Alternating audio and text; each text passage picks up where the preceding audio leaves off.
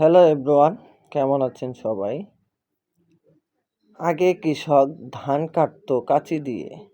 এখন প্রযুক্তি এগিয়ে যাওয়াতে বাংলাদেশে এখন ধান কাটে মেশিন দিয়ে। আসলে দেখতে অনেক সুন্দর লাগলো। ধানগুলি সুন্দর করে মেশিনের দ্বারায় কেটে এবং সুন্দর করে নিয়ে আসছে। ধানের যে আটিগুলি, সে আটিগুলি মেশিনের দ্বারায় ফেলে দিচ্ছে।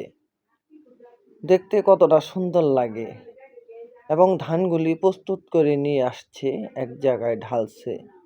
কৃষক এখন অত্যাধিক মেশিন দিয়ে অনেক এগিয়ে গেছে।